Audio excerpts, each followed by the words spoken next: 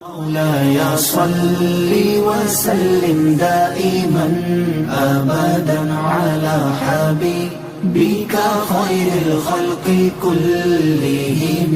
مولاي صل وسلم دائما أبدا على حبيبك خير الخلق كلهم. مولاي صل وسلم دائما أبدا. نحمده ونصلي ونسلم على رسوله الكريم. اما بعد فاعوذ بالله من الشیطان الرجیم. بسم اللہ الرحمن الرحیم. خذ العفو وأمر بالعرف وأعرض عن الجاہلین. صدق اللہ العلی العظیم وصدق رسولہ النبی الکریم ونحن علی ذلک لمن الشاہدین والشاکرین والحمد للہ رب العالمین. حضرات گرامی، اللہ تعالیٰ نے انسان کی رہنمائی کے لیے بہت سے احکامات اپنے رسول اکرم صلی اللہ علیہ وسلم کے ذریعے بھیجے، جس میں عبادت کا بھی پیغام دیا کہ عبادت کیسے کرنی ہے، رب کو کیسے ماننا ہے، آخرت پر ایمان کیا ہے، سارے عقائد بھی بتائے، ایمانیات سے لے کر عبادات تک ساری چیزیں قرآن مجید نے بیان کی ہیں.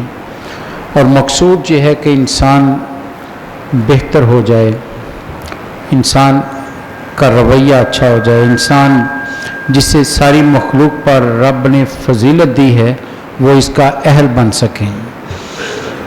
یہ بات عام شخص بھی جانتا ہے کہ جب آپ کسی اہل کو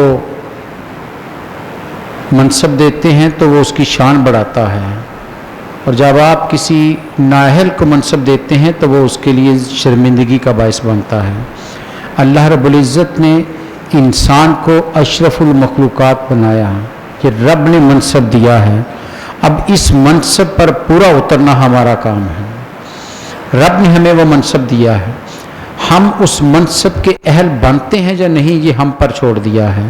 اور اس منصب کے لیے کیا کچھ چاہیے، باقی مخلوق سے افضل کیسا بننا چاہیے، وہ سارے طریقے بھی بتا دیے، رہنمائی بھی دے دی ہے. عبادت رب کی ہر چیز کرتی ہے. قرآن مجید نے بہت سی جگہوں پر کہا ہے کہ ہر چیز رب کی حمد بیان کر رہی ہے، ثنا بیان کر رہی ہے، تسبیح کر رہی ہے. بلکہ یہاں تک علماء لکھتے ہیں کہ جب کوئی کومپل پھوٹتی ہے تو وہ بھی رب کی حمد کرتی ہوئی پھوٹتی ہے، کوئی کری کھلتی ہے تو وہ رب کی تعریف کرتی ہوئی کھل رہی ہے، اور جب دن طلوع ہوتا ہے تو وہ بھی رب کی تعریف کر رہا ہوتا ہے. ہر چیز اس کی حمد کر رہی ہے. انسان کو بھی کہا اس کی تعریف کرو، اس کی عبادت کرو. اس چیز میں تو سارے برابر ہو گئے. ہر مخلوق کی عبادت کر رہی ہے، چرند پرند دن رات سب اس کی، فرشتے سب اس کی عبادت کرتے، انسان بھی کرتا ہے.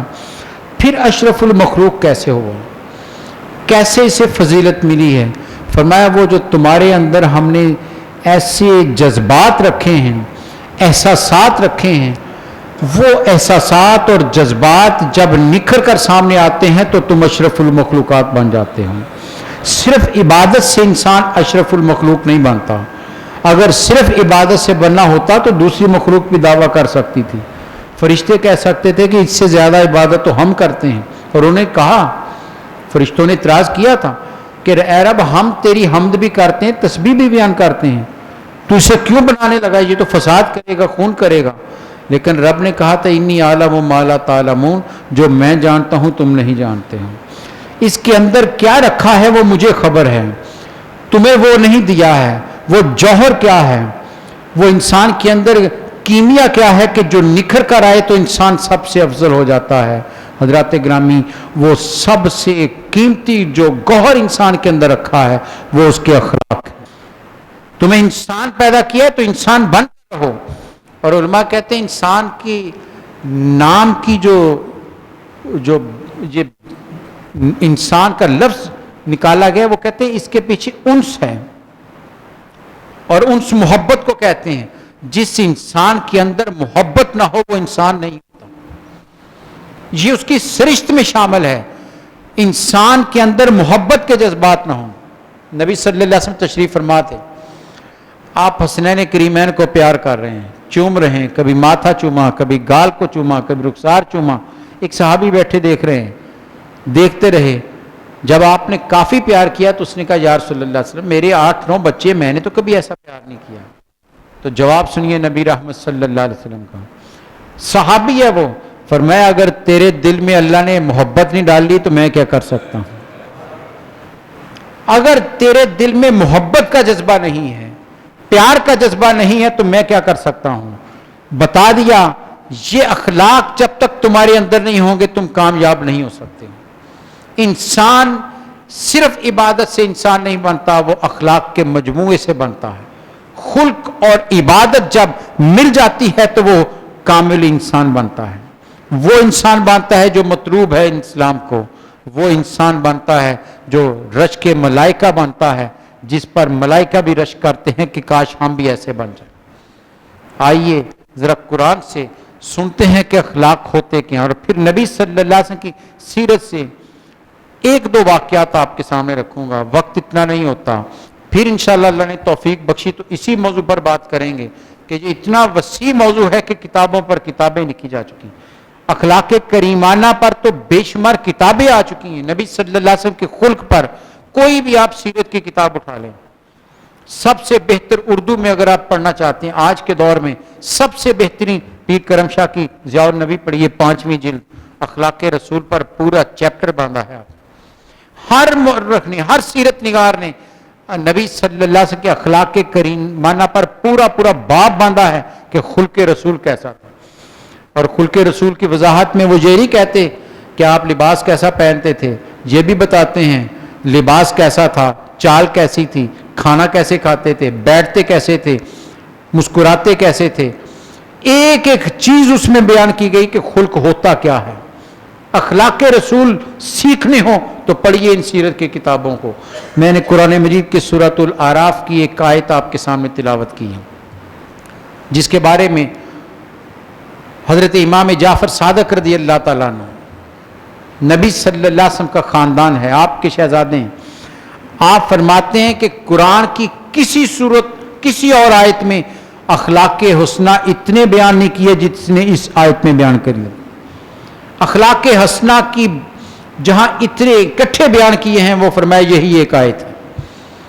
قرآن کیا کہتا ہے, پہلے قرآن کی آیت کو ترجمہ پڑھ لیتے ہیں, پھر نبی صلی اللہ علیہ وسلم کی زندگی سے کچھ سبق لیتے ہیں. قرآن کہتا ہے خذ العفو, نبی صلی اللہ علیہ وسلم کو مخاطب کیا جا رہا ہے, یا رسول اللہ صلی اللہ علیہ وسلم خذ العفو. خطا کار جو آپ کے پاس آتے ہیں, گناہ گار جو آپ کے پاس آتے ہیں, مجرم جو آپ کے پاس آتے ہیں, جو خطائیں کرنے والے آپ کے پاس آتے ہیں, گناہ ہو گیا, غلطی ہو گئی, جو آپ کے پاس آتے ہیں, خذ العفو, ان کی خطاؤں کو قبول کر لیجئے, درگزر کیجئے, ان سے معاف کر دیجئے ان کو. وَأْمُرْ بِالْعُرْفِ, اور دوسرا حکم دیا اور نیکی کا حکم دیجئے. عرف, عرف کے بارے میں علماء کہتے ہیں ہر اچھا مستحسن کام عرف کہلاتا ہے. اچھے کام کی تبلیغ کیجئے, اچھا کام بتائیے, نیکی کا حکم دیجئے. اور تیسری بات بتائی وَعَارِضْ عَنِ الْجَاهِلِينَ, اور جو بدتمیز ہوں, اکھڑ ہوں, گستاخ ہوں, برے لہجے کے حامل لوگ ہوں, ان سے آپ ذرا اپنے آپ کو علیحدہ کر لیجئے. ان سے الجھیے نہیں, ان سے بحث نہ کیجئے, اعراض کر لیجئے ان سے, آپ علیحدہ ہو جائیے ان سے. ان کی باتوں پر جواب نہ دیجئے بلکہ خاموشی سے سن کر سائڈ پر ہو جائیے. یہ 3 اخلاق قرآن مجید نے اکٹھے ایک آیت میں بیان کیے ہیں. خذ العفو, عفو درگزر, حلم, معافی, نیکی کا حکم, اور جو جہالت کا مظاہرہ کرے, بدتمیزی کا مظاہرہ کرے, اس کے ساتھ کیا رویہ رکھنا ہے, یہ 3 باتیں بیان کی گئی ہیں. حضرت امام جعفر صادق کہتے ہیں کسی قرآن کی آیت میں اکٹھی ایسی باتیں بیان نہیں ہوئی اخلاق حسنہ کی, اس سے زیادہ اکٹھی باتیں نہیں آئی ہیں. عفو کیا ہوتا ہے, حلم کیا ہوتا ہے, برداشت کیا ہوتی ہے, معافی کیا ہے, गुनाहगार, खताकार, गलती करने वाला लोगों से गलतियां होती हैं, जो उन पर अमीर होता है, जो उनका मालिक होता है, जो उन पर निगरान होता है, जो बड़ा होता है, उसका मनसब क्या है। उलमाए किराम ने इससे जो मुबल्लिगीन हैं उनको भी मुखातब किया कि ये आयत ख़ास तौर पर मुबल्लिगीन के लिए। दीन की तबलीग ऐसे नहीं हो सकती। मेरे नबी के किरदार को देखना पड़ेगा। जहां लोग गालियां दे रहे थे, आप मुस्कुराकर जवाब दे रहे थे। ये सीखना पड़ेगा। लोग बदतमीजी करते थे, सरकार दुआएं दे रहे थे। लोग गुस्ताखियां करते थे, आप मुआफियां दे रहे थे। मुबल्लिग का काम लोगों के दिलों पर राज मेरे नबी ने ऐसे नहीं किया है। दिल जो खिंचे चले आए हैं, वो दिल तो पत्थर दिल थे। जो बेटी को ज़िबा कर रहा है, दफन कर रहा है, उससे ज्यादा संग दिल कौन हो सकता है। अरे मेरे नबी के अखलाक ने इतना मोम किया कि कदमों में आकर गिर गया। कदमों में आकर गिरा है। किस रवैये से? क्या आपने उनको दिया था? आपका हुस्न अखलाक था, आपका वो रवैया था। आपने ये नहीं कहा इसको निकाल दो ये ऐसा है, इसको उठा दो ये ऐसा है। नहीं, तबलीग का बुनियादी असूल ये है कि बुरे को भी करीब बिठाकर उसकी इस्लाह की जाए। अगर उस्ताद नालायक शागिर्द को नजरअंदाज कर देगा, वो तो गया, फिर उसका मुस्तकबिल तो तबाह है, वो पहले ही नालायक है। उस्ताद की जिम्मेदारी ये बनती है कि उसको तवज्जो देकर उसके लायक बनाए। अगर मुरीद इबादत में इतना कामिल नहीं, तो मुर्शिद का कमाल यह है कि उसे इबादत का कामिल बना दे, उसके दिल को साफ कर दे, खुदा की लौ उसमें लगा दे। अगर नहीं लगाता, कहता है ये दुनियादार उठा दो, तो वो मुर्शिद किस काम का? मुर्शिद का तो काम बुनियादी यह है कि वो दुनिया की मोहब्बत को उठाकर खुदा की मोहब्बत वहां डालता है। तो इसलिए नबी अकरम सल्लल्लाहु अलैहि वसल्लम का, आपका रवैया क्या था, आपका हुस्न। बल्कि रवायत है कि जब ये आयत उतरी तो नबी सल्लल्लाहु अलैहि वसल्लम, हजरत अल्लामा सयूती ने ये रवायत नकल की, वो कहते हैं कि रसूल अकरम सल्लल्लाहु अलैहि वसल्लम ने जिब्रील से सवाल किया, जिब्रील इसकी वजाहत करो, इसकी तफसील बताओ इस आयत की। खुजिल अफवा वअमुर बिल उर्फ वआरिद अनिल जाहिलीन। तो जिब्रील ने कहा, या रसूलल्लाह सल्लल्लाहु अलैहि वसल्लम मुझे भी खबर नहीं, मैं रब से पूछ कर आता हूँ। फरमाया जाओ। जिब्रील गए, वापस आए और आकर नबी सल्लल्लाहु अलैहि वसल्लम से इरशाद क्या हो अर्ज की कि या रसूलल्लाह सल्लल्लाहु अलैहि वसल्लम, अल्लाह कहता है इन्नल्लाह यअमुरुका, बेशक अल्लाह आपको हुक्म देता है, अन तसिला मन कता का। या रसूलल्लाह सल्लल्लाहु अलैहि वसल्लम, अल्लाह कहता है जो आपसे ताल्लुक को काटता है आप उससे ताल्लुक जोड़िए। जो ताल्लुक काटता है उससे ताल्लुक जोड़िए। वह तोतिया मन हरामा का, और जो आपसे चीजें रोकता है उसको अता कीजिए, दीजिए उसको। वह ताफवा अमन ज़ालमा का, और जो जुल्म करता है आप उसको माफ कर दीजिए। फिर मैं ये तीन बातें लेकर जिब्रील आए कि या रसूलल्लाह से अल्लाह हुक्म देता है कि सिला रहमी कीजिए, ताल्लुक को जोड़िए, उसको दीजिए जो रोकता है देने से, और जो जुल्म करता है उसे माफ कर दीजिए। फिर मैं ये वजाहत जिब्रील रब से लेकर आए इस आयत की। और हज़रात गिरामी नबी सल्लल्लाहु अलैहि वसल्लम की ज़िंदगी पढ़िए, कैसे लोगों को माफ़ किया है। हिल्म क्या था आपका, कैसे आपने लोगों की सख्तियों और लोगों की बुरी बातों को बर्दाश्त किया है। बेशुमार वाक़या तो आप, मोटे मोटे वाक़या तो आप सभी जानते हैं, लेकिन एक दो सिर्फ इशारे करना चाहता हूँ। रवायत है कि नबी सल्लल्लाहु अलैहि वसल्लम तशरीफ़ फरमा थे, सरीद खा रहे थे, ताम खाना खा रहे थे, एक चट्टान पर बैठे हुए तशरीफ़ फरमा थे। कहते मदीना की एक औरत जो बहुत ही बुरी जुबान इस्तेमाल करती, किसी के साथ शाइस्ता गुफ्तगू नहीं करती, लोग उससे बात करने से कतराते थे कि किसी की इज्जत महफूज नहीं, नहायत दराज उसकी जुबान थी। वो आ गई, उसने देखा नबी सल्लल्लाहु अलैहि वसल्लम, खड़ी हो गई और बड़ी बदतमीजी से कहने लगी कि किस तरह देखो गुलामों की तरह बैठे हैं और साथकार उनकी तरह गुलामों की तरह खा रहे हैं। ये जुमला बोला। नबी सल्लल्लाहु अलैहि वसल्लम उसकी तरफ देखा اور ایک جملہ ارشاد فرمایا ہاں مجھ سے زیادہ عبد اور غلام کون ہو سکتا ہے؟ مجھ سے زیادہ غلام کون ہو سکتا ہے؟ کون ہے جو اپنے رب کا بندہ مجھ سے زیادہ غلام ہوگا؟ اس نے قریب آئی، اس نے کہا پھر مجھے بھی دیجیے اس میں سے۔ آپ نے کہا لے لو تم بھی۔ آپ نے ایک لقمہ اتارا، اسے دیا، اس نے کہا یہ نہیں لوں گی، اپنے ہاتھ سے مجھے کھلائیے۔ آپ نے لقمہ اتار کر اسے دیا، اس نے کہا یہ بھی نہیں لوں گی۔ اس کی بے باکی دیکھیے اور نبی صلی اللہ علیہ وسلم کا طرز عمل دیکھیے۔ وہ کہتی یہ نہیں لوں گی، پہلے کہنے لگی آپ نے ہاتھ سے دیجیے، آپ نے ہاتھ سے دیا، کہنے لگی یہ نہیں لوں گی۔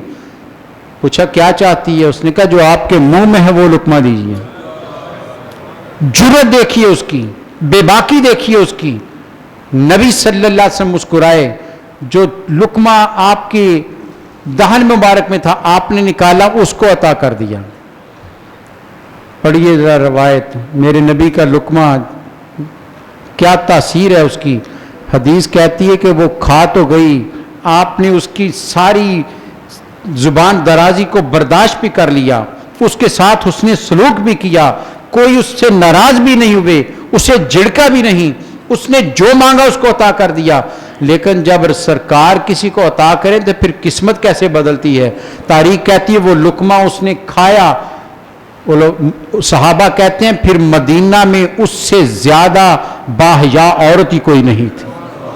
یہ لقمے کی تاثیر تھی، لیکن سرکار کا رویہ پہلے دیکھیے، اس کی گستاخی کو دیکھیے اور سرکار کا برداشت کرنا دیکھیے۔ کون ہیں؟ امام الانبیاء ہیں۔ کون ہیں جن کے ایک اشارے پر جبریل عرش سے دوڑا چلا آتا ہے، جن کے دربار کا دربان بن کے کھڑا ہوتا ہے؟ ان کو کہہ رہی ہے غلاموں کی طرح بیٹھے ہو۔ آج کسی چھوٹے سے عہدے دار کو، کسی منصبدار کو کوئی کہنے کی جرت تو کر کے دکھا دے وہ اس کے ساتھ کیا سلوک کرتا ہے۔ لیکن امام الانبیاء کا رویہ وہ جو آپ کے اندر ایک معافی کا، ایک لوگوں کی خطاؤں کو معاف کرنے کا جذبہ تھا، وہ بتا رہا ہے کہ لوگوں سیکھنا ہے تو مجھ سے سیکھو، میں نے کیسے برداشت کیا ہے۔ حضرت انس رضی اللہ عنہ فرماتے ہیں نبی صلی اللہ علیہ وسلم میرے ساتھ تھے، ہم جا رہے تھے، آپ نے ایک چادر اوڑھی ہوئی تھی جس کے کنارے بڑے موٹے اور کھردرے تھے۔ کہتے ہیں آپ نے وہ اوڑھی ہوئی تھی تو راستے میں ایک عرابی نے آپ کو آواز دی، رک گئے، اس نے زور سے آپ کی چادر اتنے زور سے کھینچا کہ آپ کی گردن پر نشان پڑ گئے، اور کہنے لگا بڑی بدتمیزی کے ساتھ کہ اے محمد صلی اللہ علیہ وسلم، جو اللہ نے آپ کو دیا اس میں سے مجھے میرے 2 اونٹ مال سے بھر دیجئے، لاد دیجئے میرے اونٹوں پر 2 مال جو اللہ نے آپ کو دیا ہے۔ یہی ختم ہی کیا، آگے کہنے لگا آپ اور آپ کے باپ کے مال سے نہیں مانگ رہا، جو رب نے دیا اسے مانگ رہا ہوں۔ اس کی جرأت دیکھیے۔ رسول اکرم صلی اللہ علیہ وسلم نے کیا فرمایا؟ المال اللہ، بے شک مال اللہ کا ہے، وَأَنَا عَبْدُهُ، اور میں اس کا بندہ ہوں۔ مال اللہ کا ہے اور میں اس کا بندہ ہوں۔ فرمایا حضرت انس سے، انس اس کو دونوں اونٹوں پر، ایک پر جو اور دوسری پر کھجور لاد دو۔ لیکن ساتھ سرکار نے فرمایا کہ تو نے مجھے تکلیف دی ہے، میں اس کا بدلہ لوں گا۔ زر پہنچائیے، تکلیف ہوئی ہے، میں بدلہ لوں گا۔ اب اس عرابی کا انداز بھی دیکھیے، کہنے لگا آپ نہیں لیں گے بدلہ، ہرگز نہیں لیں گے۔ آپ نے فرمایا کیوں؟ اس کا جواب بھی ہے، یہ ہے اخلاق، یہ ہے خلق جو نبی صلی اللہ علیہ وسلم کا دنیا میں رائج تھا۔ کہنے لگا میں جانتا ہوں کہ آپ برائی کا بدلہ برائی سے نہیں دیتے ہیں، میں جانتا ہوں آپ برائی کا بدلہ برائی سے نہیں دیتے۔ جب اس نے یہ کہا سرکار مسکرا پڑے۔ حضرت انس سے کہا انس اس کے دونوں اونٹوں کو مال سے لاد دو، بھر دو، اس نے سچی بات کہی ہے۔ یہ ہے نبی صلی اللہ علیہ وسلم کا خلق۔ وہ بازار میں آپ پر سختی بھی کر رہا ہے اور زبان درازی بھی کر رہا ہے، اور سرکار برداشت بھی کر رہے ہیں، نہ صرف برداشت کر رہے ہیں بلکہ اس کو عطا بھی کر رہے ہیں۔ قرآن کہتا ہے خذ العفو، یا رسول اللہ ان کی معافی، خطا کاروں کی خطاؤں کو معاف کیجیے، آپ ان کی غلطیوں کو نظر انداز کیجیے، معافی دے دیجیے ان کو۔ اور پوری زندگی نبی صلی اللہ علیہ وسلم کسی کا مواخذہ نہیں کیا، پوری زندگی ام المومنین اس پر گواہ ہیں، کبھی اپنی ذات کے لیے کسی سے بدلہ نہیں لیا، اور اس ذات پر کیا کچھ نہیں ہوا ہے یہ بھی ذہن میں رکھیے گا۔ 13 سالہ مکی دور کا کوئی دن ایسا نہیں ہے جس میں آپ کو سکون ملا ہو۔ جو کسی وجود کو تنگ کرنے کے انداز ہو سکتے مکے والوں نے سارے اختیار کیے، زبان کا، ہاتھ کا، قریبی دوستوں پر، خاندان پر، ہر طرح کا آپ پر حملہ کیا ہے، لیکن پلٹ کر کہیں بھی میرے سرکار نے جواب نہیں دیا ہے۔ روایت ہے کہ غزوہ احد میں آپ جانتے ہیں سرکار دو جہاں صلی اللہ علیہ وسلم کے زخم آ گئے، دندان مبارک پر زخم آئے، چہرے پر زخم آئے، خون بہا، سیدہ کائنات گھر سے باغی آئیں، انہوں نے مرہم پٹی کی سرکار کی، آپ تشریف فرما تھے تو صحابہ نے کہا یا رسول اللہ صلی اللہ علیہ وسلم آپ اللہ سے دعا کرتے، ان کے لیے بد دعا کرتے، تباہ ہو جاتے، یہ غضب اترتا ان پر۔ تو سرکار نے فرمایا کیا کہہ رہے ہو، میں تو لوگوں کے لیے رحمت بن کر آیا ہوں، زحمت بن کر نہیں آیا۔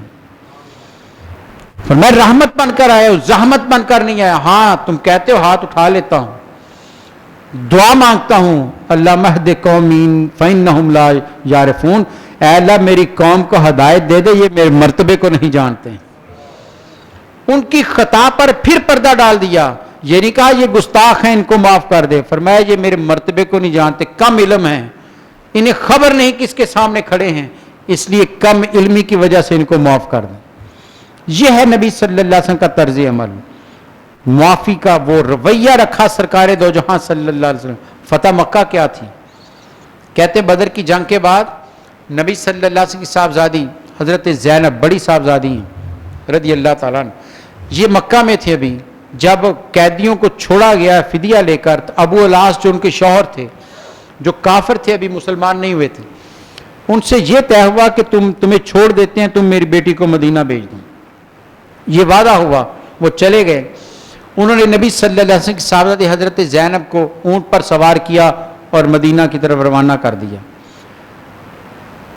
کہتے ہیں کہ حبار بن الاسود ایک کافر تھا، اس سے خبر ہوئی تو وہ پیچھے بھاگا، اس نے نبی صلی اللہ علیہ وسلم کی صاحبزادی پر دور سے نیزہ مارا جو آپ کے شکم مبارک پر لگا۔ آپ کے ہاں بچے کی ولادت ہونے والی تھی، وہ ایسا لگا کہ وہ حمل آپ کا ضائع ہو گیا، آپ اونٹ سے نیچے گر گئیں، زخم آیا، بعض کہتے ہیں اسی زخم سے آپ دنیا سے چلی گئیں۔ کتنا باپ کے لیے دکھ ہے یہ، کتنا ایک صدمہ ہے۔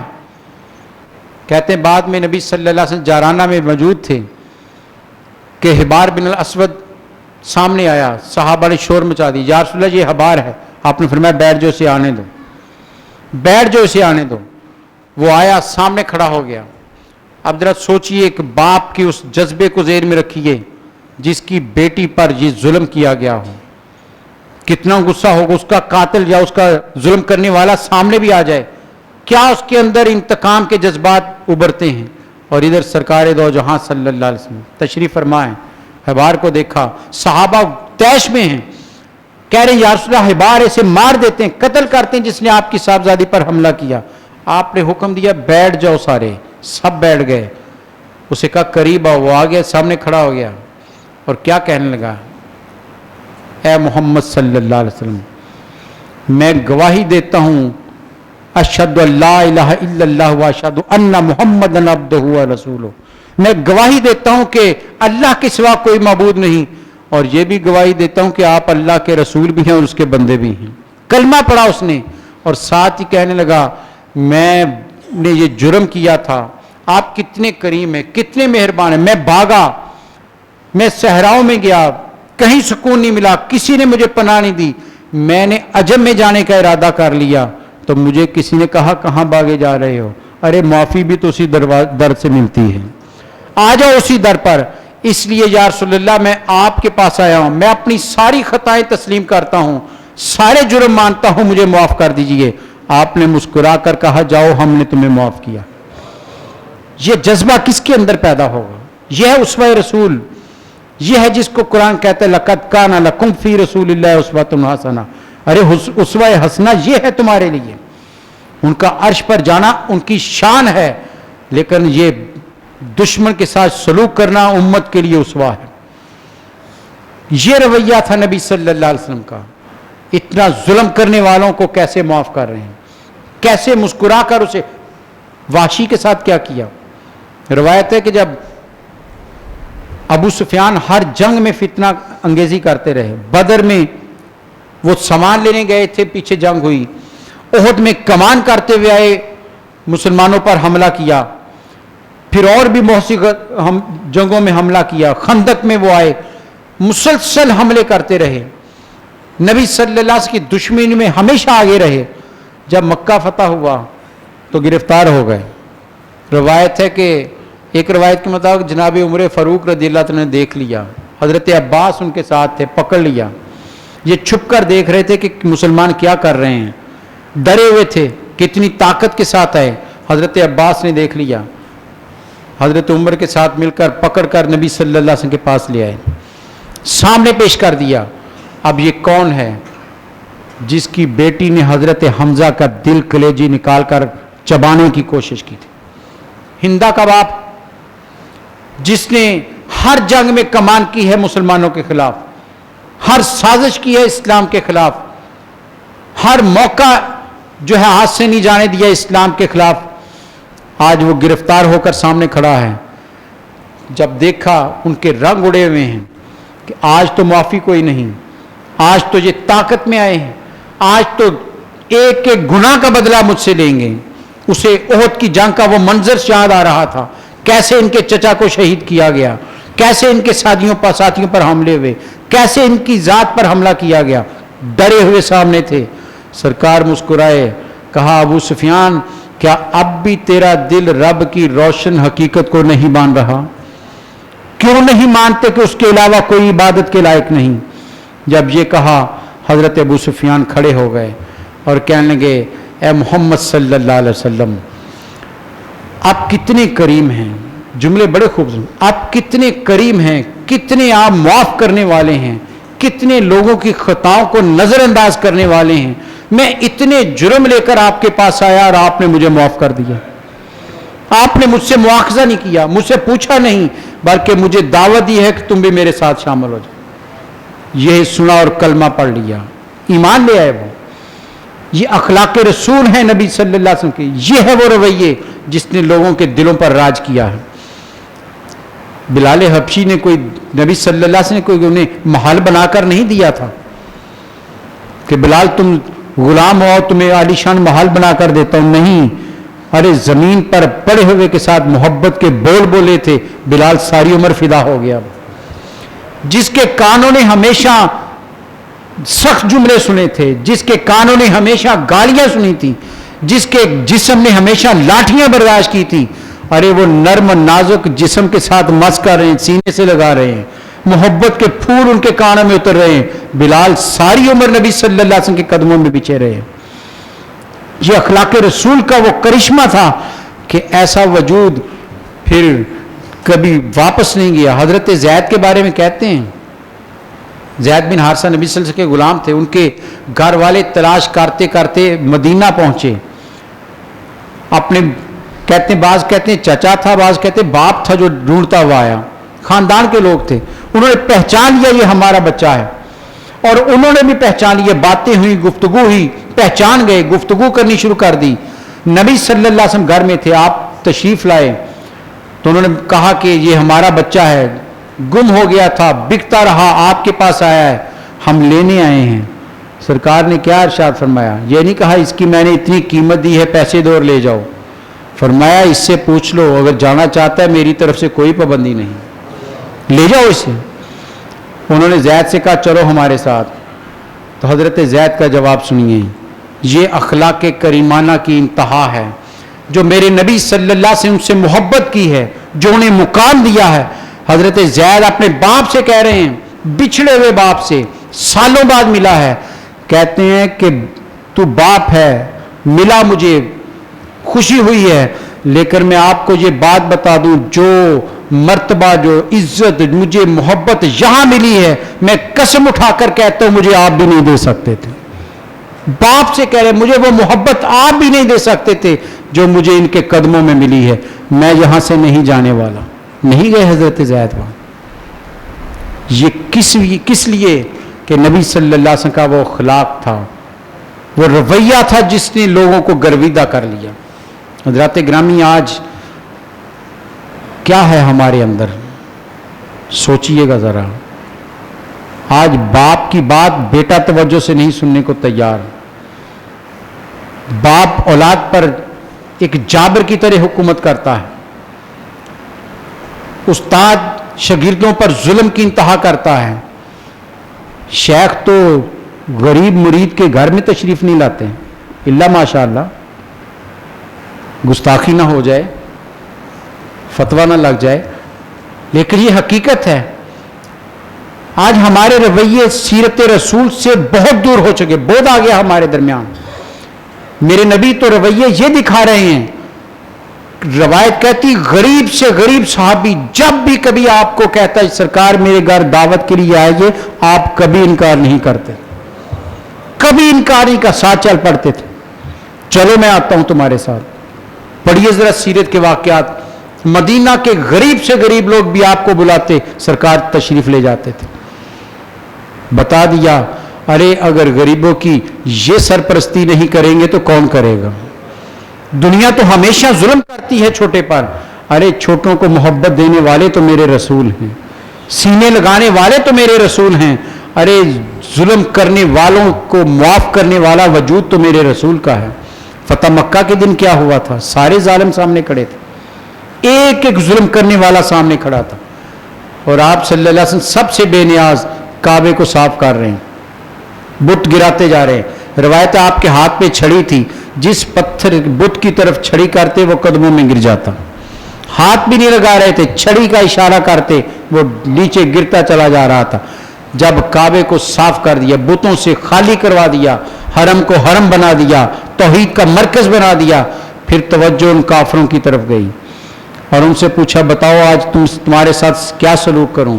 انہوں نے کہا خیرن اخن کریم وابن اخن کریم، اچھائی کی امید ہے، آپ کریم بھائی ہیں اور کریم بھائی کے بیٹے ہیں. جب مکے والے وہ ظالم کہہ رہے تھے کریم ہیں آپ، ہمیں آپ کے سے کرم کی امید ہے. اور پھر کرم دنیا نے دیکھا ہے، ایسا کرم تو کائنات نے نہ پہلے کبھی دیکھا نہ بعد میں دیکھا. کیا فرمایا؟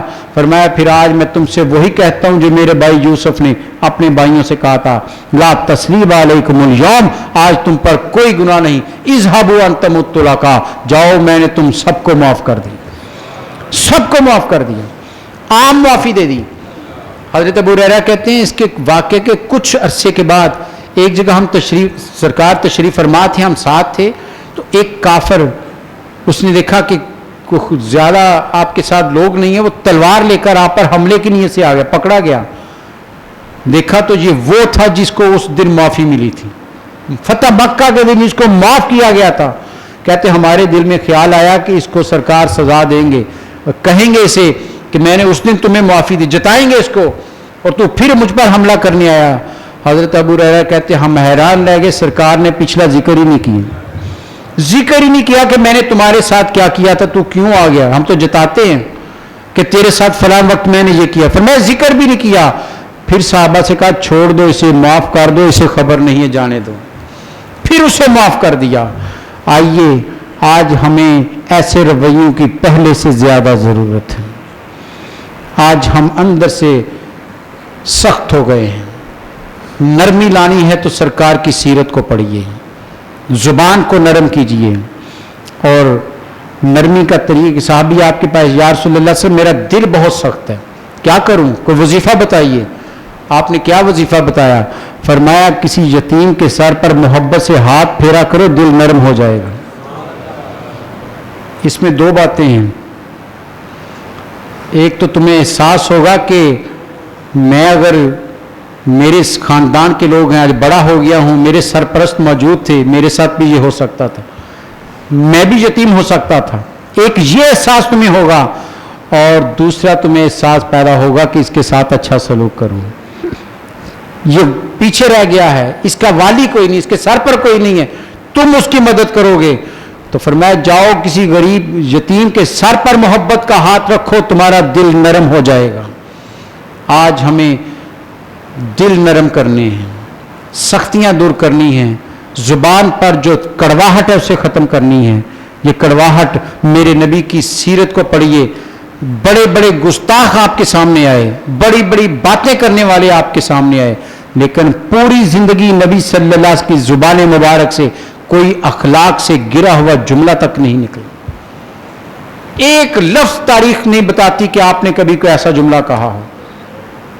قرآن کہتا ہے وَإِنَّكَ لَعَلَىٰ خُلُقٍ عَظِيمٍ، لوگوں اخلاق کے عظیم مرتبے پر فائز ہیں تو میرے رسول فائز، آؤ ان کی زندگی سے روشنی لو، سیکھو ان کی زندگی سے، ہمسائے کے حقوق کیا ہیں، بڑے کے آداب کیا ہیں۔ نبی صلی اللہ علیہ وسلم کی حدیث ہے من لم یوقر کبیرنا ولم یرحم صغیرنا فلیس منا، او کما قال، فرمایا جو ہمارے بڑوں کی عزت نہیں کرتا، چھوٹوں پر شفقت نہیں کرتا، ہمارا ہی نہیں ہے، فلیس منا، میرے سے نہیں ہے، میرا نہیں ہے وہ، ارے میں نے تو وہ،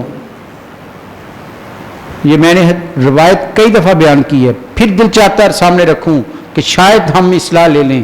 ابو جہل سب سے بڑا دشمن ہے، جسے نبی صلی اللہ علیہ وسلم فرمایا فرعون اکبر من فرعون موسیٰ، میرا فرعون موسیٰ کے فرعون سے بھی بڑا ہے، لیکن تاریخ کیا کہتی ہے، جب بھی وہ کبھی میرے سرکار کے سامنے آیا، جب بھی چلتے چلتے ادھر ادھر سے سامنے آ گیا، روایت کہتی سرکار کے چہرے پر مسکراہٹ آئی اور چچا کہہ کے مخاطب کیا، گستاخی نہیں کی، بدتمیزی نہیں کی، وہ ہر لمحے بستا بدتمیزی کرتا ہے، وہ ہر لمحے سازش کرتا ہے، اور سرکار اسے چچا کہہ، رشتے میں چچا لگتا تھا، چچا کہہ کے مخاطب کر رہے ہیں۔ آئیے یہ حوصلے پیدا کرنے کی کوشش کریں، کم از کم اپنے رشتہ داروں کے ساتھ یہ حوصلہ پیدا کر لیں، اپنے بھائی بندوں کے ساتھ یہ حوصلہ کر لیں، اپنے ہمسایوں کے ساتھ ایسا رویہ رکھ لیں، پھر صحیح کامل انسان بننے کی شاید ہم کوشش کریں۔ اللہ تعالیٰ مجھے اور آپ کو اخلاق حسنہ سے فیض لینے کی توفیق عطا فرمائے، نبی صلی اللہ علیہ وسلم کی ان خوبصورت رویوں کو اپنانے کی توفیق عطا فرمائے۔ جہاں آپ نے 5 نمازوں کو وقت پر ادا کرنے کا حکم دیا ہے، وہاں آپ نے لوگوں سے حسن سلوک کا بھی حکم دیا ہے، وہاں آپ نے بڑوں کی عزت کا بھی حکم دیا ہے، وہاں آپ نے زبان کو قابو میں رکھنے کا بھی حکم دیا ہے، وہاں آپ نے لوگوں کے ساتھ بہتر سلوک کرنے کا بھی حکم دیا ہے۔ آئیے ہم یوں زندگی بسر کریں کہ دوسروں کو ہم سے دکھ نہ ہو، تکلیف نہ ہو، اور ہر ایک ہمارے ساتھ بہتر سے بہتر اچھا رویہ جو ہے وہ اس کے سامنے جائے، ہم اچھے رویے کے ساتھ لوگوں سے پیش آئیں۔ اللہ تعالیٰ مجھے اور آپ کو نبی صلی اللہ علیہ وسلم کی سیرت پر عمل کی توفیق عطا فرمائے۔ وآخر دعوانا ان الحمدللہ رب العالمین۔ مولاي صل وسلم دائما أبدا على حبيبك